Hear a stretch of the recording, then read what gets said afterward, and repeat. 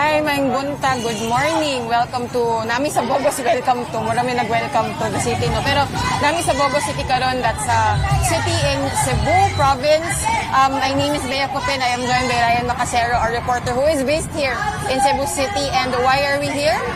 Because today we are waiting for the arrival of presidential candidate and Vice President Leni Robredo, who is about to visit here any moment now. She's currently in Bantayan Island at another campaign rally, which is a separate island but part of Cebu province. Medyo layo na siya from where we are na. So today, Leni Robredo and Kiko Pangilinan, her running mate, as well as their Senate slate and their allies will be barnstorming Cebu province. It's their second, no? Yes. Na barnstorm.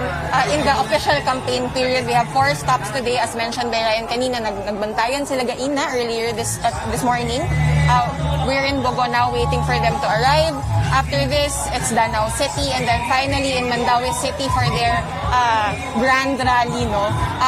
Siguro, before we talk about the context of Cebu, no, let's talk about the first visit of Vice President Robredo and Kiko Pangilinan here. Ryan covered that. That was very, very early on. No? A lifetime ago na siya. Yeah. So what was it like her during her first visit? It was in Cebu City ba? Yeah. She visited last February 25, and she started her visit with to a community of a small fishing village in Palisay, Cotangke, which is also one of the hardest hit areas in the drug war. Yeah. So there were a lot of extrajudicial killings, a lot of drug raids. So it's a community, I think, that is very marginalized, which is very typical of what the Vice President would prioritize. And she visited, at that time, the southern towns, so Argao, which is the baluarte or the hometown of Vice Governor Junjun Davide, who was one of the first incumbent local politicians to come out and support Vice President Leni Robredo, and is still a member of the Liberal Party today. Yeah. After Argao, she went to a rally in Toledo, which is in the 3rd district in the eastern side of Cebu. And the grand rally happened in Cebu City at the time. They say that the attendees was at about 12,000, which at is that time dako na siya. At that time, it was a huge crowd. Yeah, dako gyud siya. And it was I think Cebuanos are very proud to claim that in the grand rallies, it was one of the first where they had very culturally strong presentation. There was a lot of integrated the arts, and it was very enthusiastic. The supporters are very enthusiastic, energetic. It had really a festive vibe to it. So I think this time around the supporters are probably expecting more.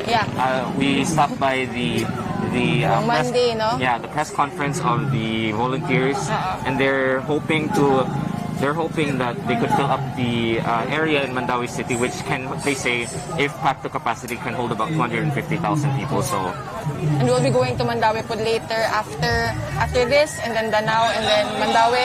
So, siguro context lang, no, murag natinga siguro mo nga, no, this is our second campaign sortie in 4 days this week, no? Fresh off the Holy Week break. So, medyo paulit-ulit na tong sinasabi namin. But Cebu province is the most vote-rich province in the Philippines. 3.2 million registered voters in 2022. So, kana pa lang, that alone makes you realize why it's very important to campaign here. As Ryan mentioned earlier, during the first stop of Vice President Robredo and Kiko Pangilinan here, dito sila sa South Part.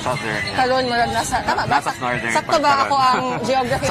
So nana sa northern part of Cebu. And of course, kung familiar ang mga naong, despite na nakamask ni, kadong Monday, we also covered the tandem naman of unity team campaigning in Cebu. So nagkataon po nga in the same week, nag-barnstorm sila dito sa Cebu province. So, for context siguro, 2016, no, how they did in Cebu province, it was Leni Robredo, actually, who won in the province. At that time, she still is a member of the Liberal Party, but at that time, she was the vice presidential candidate of the Liberal Party, and they were supported by the then incumbent provincial officials led by Governor Davide at that time. Yeah, and it's important to note at that time, the incumbent local government officials, 90% of the LGUs were members of the Liberal Party at that time. Ikaw mo in Philippine politics, you know, like a lot of politicians tend to switch party affiliations once na or iba na yung ruling party. So that was the situation then. But siguro important to note, and we pointed this out in our previous recaps and lives, no, na sa vice presidential race, ganito yung ranking here in Cebu province. First was Leni Robredo, who won in the entire province, but she did lose in Cebu City.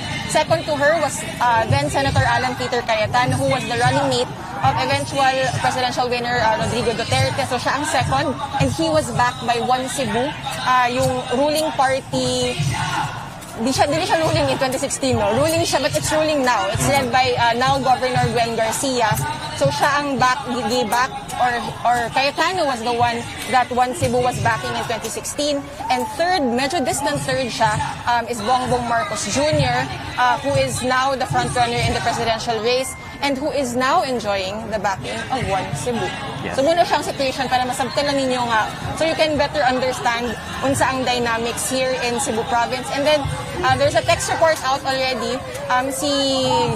Governor Garcia has promised a huge win margin for Bongbong Marcos. Hindi siya promise so much as iyang projection sub, and also a promise, I guess, because she's projecting a win margin daw nga bigger pa daw than former President Gloria Arroyo or President Duterte, and they won by 1 million votes here in Cebu province. So ang iyang projection kay bigger pag daw ang win margin ni Bongbong Marcos dito sa Cebu province. Of course, the Robredo campaign would beg to differ and will challenge that assertion, no, by the incumbent governor. So Ryan, unsa pa may so kanina, right now mga senatorial candidates ang nagstorya. Earlier, actually, I wanted to point this out, si Teddy Bagilat, former Representative Bagilat, when he was campaigning earlier, mga siguro 2 or 3 candidates earlier before we went live, no? Ang iyang so he was of course pitching for himself and for Leni Robredo and Kiko Pangilinan, pero naisa siya ka-line nga iyang gi-emphasize na kasi siya ba kulay rosas ang isa sa taglines of the Robredo campaign. When you, kung hunaon daw na to si Leni Robredo, dapat rosas, di lang rosa, dapat na ay S sa end. Of course, it's an allusion. Inclusive. And that's an allusion to rosa. It's it was launched initially in Mindanao. It's a push for a Robredo Sara Duterte campaign. Of course, the Robredo campaign itself has been emphasizing repeatedly na ang vice presidential candidate lang nila ni Robredo is Kiko Pangilinan and nobody else. Ganun nga naman, unsay context na nung kailangan i-remind ang mga tao din na if you want to vote for Leni Robredo, you should also vote for Kiko Pangilinan. Well, in 2016, for example, the Cebuanos chose a non-tandem.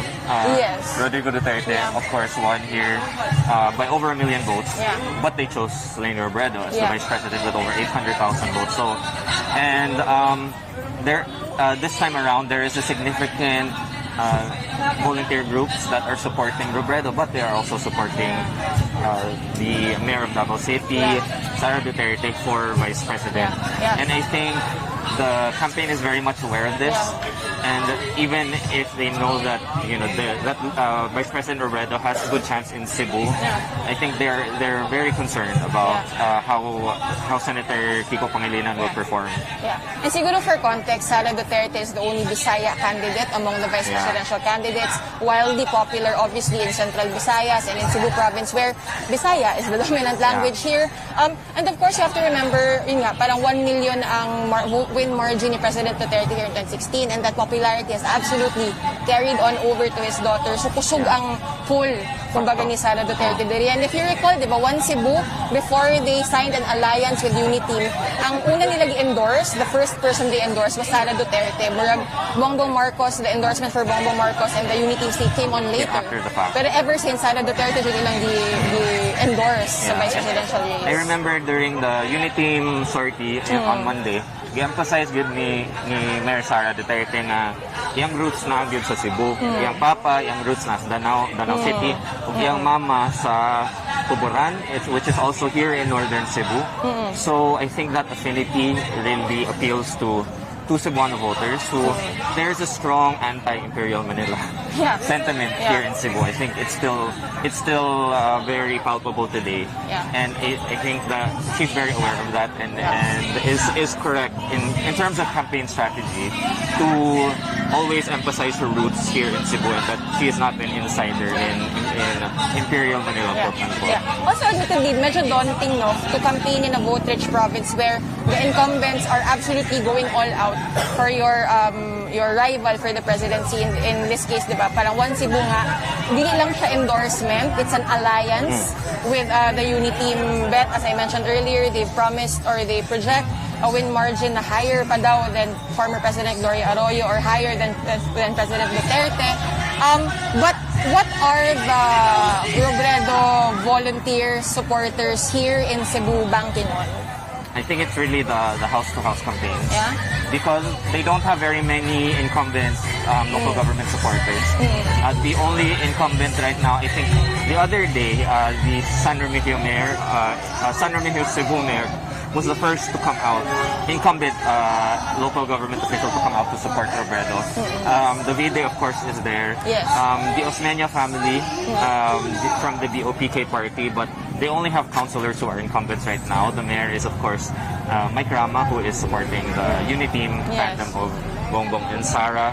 So there's not very many local government officials supporting them. So it's really the volunteer groups, the grassroots organizations. And there are a lot of the business community has also been supporting the Robredo campaign here in Cebu. Yeah. So, and then you also mentioned the other day, di ba, kadong undecided, dagkan pa ng undecided diri sa Cebu. Yes. So it's based on internal surveys of local politicians. Several that we've spoken to in the course of our reporting, that they found a significant portion of Cebuanos are undecided. It's not necessarily a majority, somewhere in the 15 to 30% range, depending on who you ask. Yeah. But I think it's a sizable amount that it's worth, convincing. There's a lot of convincing to do to convince these Cebuano voters. Yeah.